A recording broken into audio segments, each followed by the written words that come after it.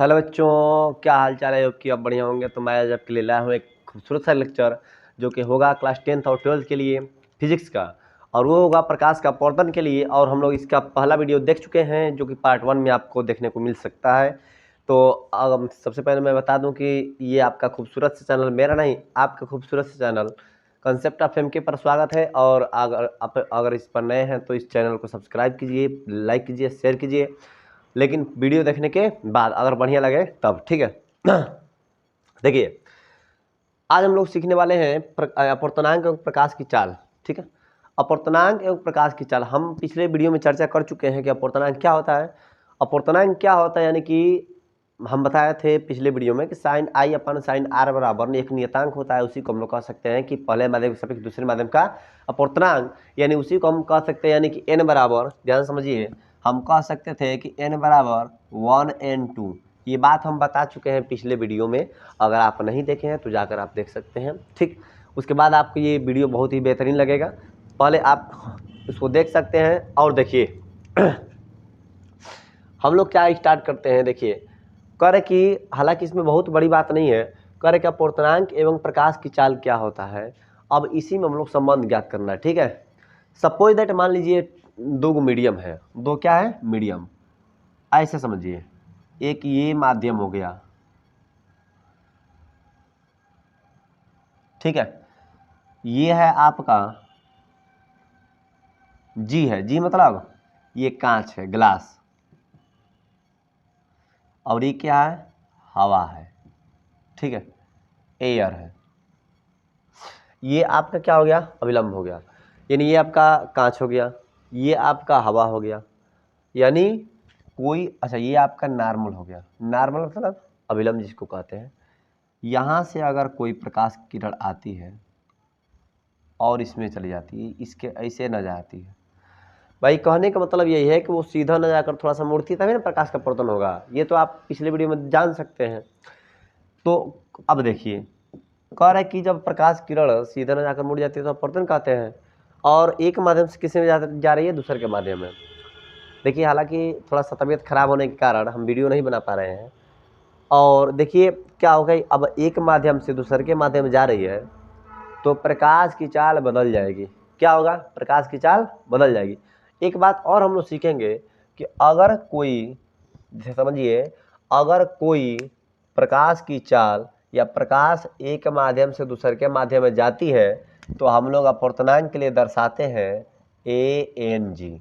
भैया कहाँ से कहाँ तक गया है, एयर से ग्लास में गया है ना, यानी ANG। अगर यही हम उल्टा लिख देते हैं कि GNA, इसका मतलब क्या हो जाता, कि कांच से हवा में गई है, जो कि एकदम गलत बात है। तो हम लोग क्या करेंगे, ठीक है, कि जो ANG है, ANG का मतलब इसी को हम कह सकते हैं कि NG/NA हो सकता है, NG/NA। NG/NA, इसका मतलब क्या हुआ कि वायु के सापेक्ष कांच का अपवर्तनांक, ठीक है ना। और देखिए, हम लोग यही कहेंगे कि ANG इक्वल टू, और सबसे पहले हम लोग क्या करेंगे कि एयर में प्रकाश की चाल, यानी कि हवा में प्रकाश की चाल बटे में, अब किस में आ रहा है, कांच में, यानी कांच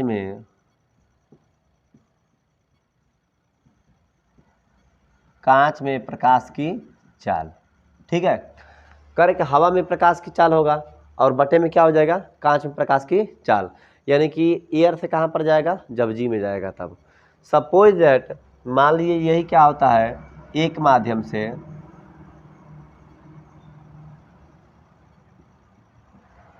ये माध्यम 1 है और ये माध्यम 2 है, ठीक है, मीडियम 1 और मीडियम 2। तो कह रहे कि अगर M1 से M2 में गया हो, ठीक है, M1 से M2 में गया हो, तो अब क्या करेंगे भाई हम लोग, तो 1N2, यानी कि 1N2 का मतलब 1 से गया है 2 में। अब क्या करेंगे कि माध्यम 1 में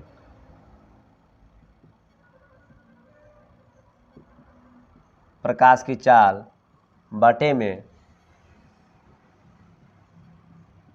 माध्यम 2 में प्रकाश की चाल। ठीक है, कह रहे कि प्रकाश माध्यम 1 में प्रकाश की चाल बटे माध्यम 2 में प्रकाश की चाल। और मैं अभी समझाया हूँ, मैं अभी बताया हूँ कि अगर ऐसी व्यवस्था होती तो हम लोग इसको ऐसे लिख सकते हैं। ठीक है, आप जल्दी से इसको नोट कीजिए। ठीक, उसके बाद हम लोग एक इस न्यूमेरिकल्स देखते हैं। तो देखिए अभी लाइट आया है, तब तक चेक कर लें कि वीडियो क्लियर आ रहा है ना। देखिए चमकने लगा।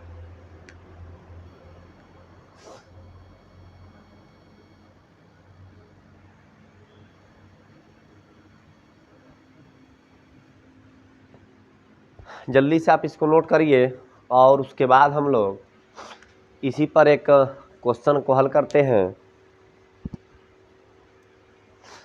इसी पर हम लोग एक क्वेश्चन को हल करेंगे। ठीक है, आप इसको नोट कर लिए होंगे आई होप। ठीक, देखिए इसको मैं मिटा दूं, हम क्वेश्चन को इसी पर दिखा सकते हैं। देखिए कह रहा है ना, एक क्वेश्चन है, बहुत ही फेमस क्वेश्चन है जो कि एग्जाम में आता रहता है बार बार, यूपी बोर्ड के एग्जाम में कई बार आया है। कहता है कि यदि वायु के सापेक्ष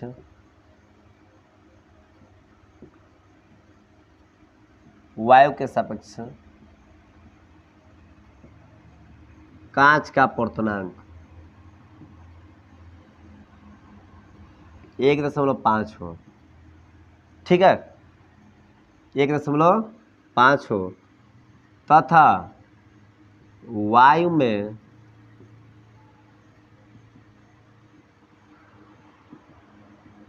प्रकाश की चाल 3×10⁸ मीटर प्रति सेकंड हो तो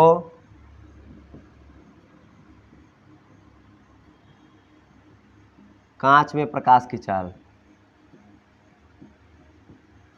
यही क्वेश्चन आपका बनता है। ठीक है ना, यहां से पूछेगा तो ऐसे ही क्वेश्चन पूछेगा कि यदि वायु के सापेक्ष कांच का पूर्णांक 1.5 हो तथा वायु में प्रकाश की चाल 3×10⁸ मीटर प्रति सेकंड हो तो कांच में प्रकाश की चाल ज्ञात कीजिए। यही आपसे क्वेश्चन पूछेगा और आप इस क्वेश्चन को बहुत ही आसान तरीके से लगा सकते हैं। आप एक बात को समझ जाएंगे तब। देखिए इसको हम लोग हल करते हैं। हल में क्या करेंगे, सबसे पहले एक बात समझ लीजिए। जिसे हम यहाँ पर कहें कि वायु के सापेक्ष कांच का पूर्णांक, अगर केवल कह देता कि कांच का पूर्णांक, वायु नहीं देता, अगर कोई चीज का केवल अपूर्णांक दे दे और किसके सापेक्ष नहीं दिया है तो हम लोग मान लेते हैं वायु, कोई दिक्कत। भैया यहाँ पर वायु नहीं देकर कह देगा केवल कांच का पूर्णांक इतना दिया है तो कांच में प्रकाश की चाल ज्ञात कीजिए, जल का पूर्णांक इतना दिया है जल में प्रकाश की चाल ज्ञात कीजिए, तो वहाँ पर आपको वायु के सापेक्ष मानना ही पड़ेगा। यहाँ पर वायु के सापेक्ष दे दिया, बहुत बेहतरीन है। अगर तो आपका वायु नहीं देगा, जिसे मान लीजिए ऐसे दे दे, फिर भी आपको मानना ही पड़ेगा कि यहाँ पर क्या होगा, वायु होगा, क्योंकि सबसे कम जो होगा पूर्णांक वो वायु में और निर्वात के लिए होता है, उसका मान होता है 1। देखिए अब क्या करेंगे हम लोग कि ANG बराबर हवा में ऐसे लिख देते हैं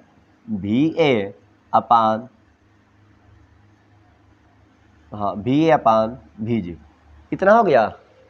यानी कि वेलोसिटी इन एयर और वेलोसिटी इन ग्लास, यानी कि एयर में यानी हवा में प्रकाश की चाल देखिए V है और कांच में प्रकाश की चाल यानी कि ऐसे देख समझिए, ये हवा में है,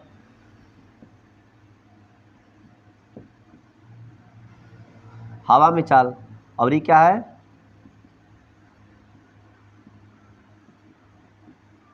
कांच में चाल।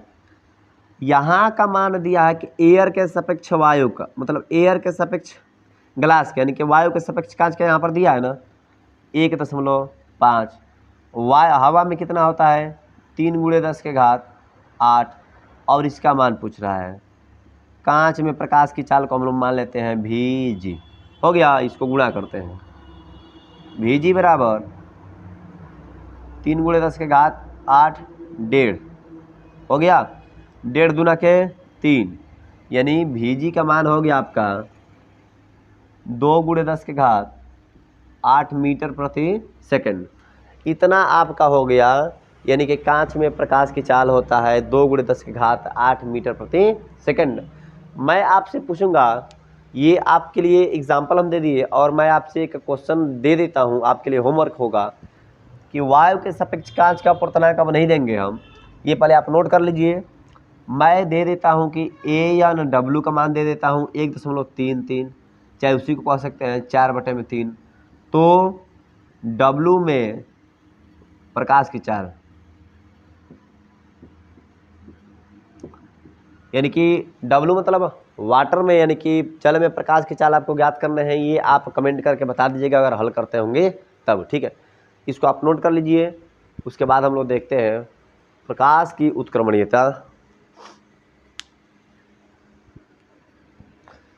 इतना बात क्लियर हो गया तो हम लोग आगे बढ़ें, ठीक है। देखिए इसको मिटाएं।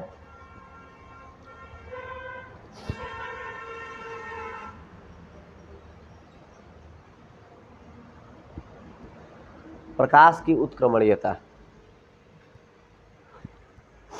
ध्यान समझिए।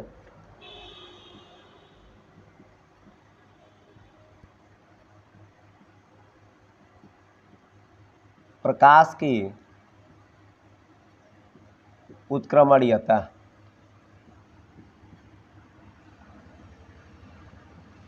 प्रकाश की उत्क्रमणीयता क्या है? एक बात ध्यान से आप समझेंगे। उत्क्रमणीयता का मतलब क्या होता है ना कि अगर सपोज दैट, एक बात ध्यान समझिए आप, यहाँ पर हम ले लिए एयर है, ग्लास है, एयर है, ठीक है ना। एयर है, ग्लास है, एयर है। यहाँ से हम कोई प्रकाश किरण भेजे, ठीक, और ये क्या हुआ कि सीधे ना जाकर ऐसे हो गया, फिर उसके बाद ये सीधे ना जाकर ऐसे हो गया, ठीक है ना। ध्यान से आप समझिएगा। अगर कोई, ये इसको बोलते हैं हम लोग क्या, आपतित किरण। इसको क्या बोलते हैं, अपवर्तित, और इसको बोलते हैं निर्गत। आपतित, अपवर्तित और निर्गत, इतना बात क्लियर है। तो अब क्या होगा कि इसको अगर हम लोग आगे बढ़ाते हैं, ठीक है, दोनों दूर दूर होंगे, दोनों दूर दूर होंगे ना, और उसके बाद इनके बीच की कुछ दूरी हो जाएगी। इनके बीच की दूरी होती है डी, इनके बीच की दूरी डी होती है, जिसे हम लोग कहते हैं पार्श्विक विस्थापन। डी को हम लोग क्या बोलते हैं,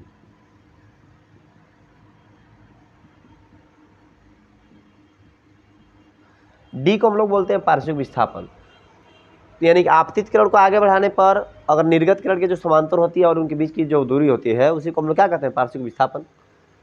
तो हम यहाँ पर कहेंगे हमको इससे मतलब नहीं है, हमको इससे मतलब नहीं है, हमको बस मतलब है इसकी उत्क्रमणीयता के लिए। अगर मान लीजिए कि हम एयर से जब भेज रहे हैं जी में, एयर से, वही हवा से जब भेज रहे हैं हम लोग कांच में, ये क्या फिर हवा है, तो हम लिख रहे हैं कि NG/NA, ये लिख रहे हैं ना।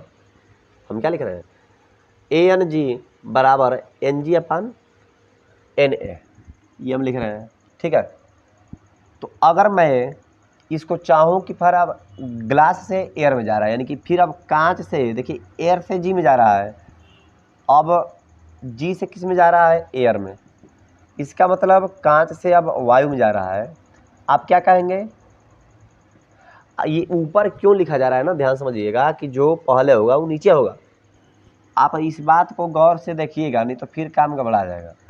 इतना हो गया, हम लोग लिख सकते हैं इसको, ठीक है।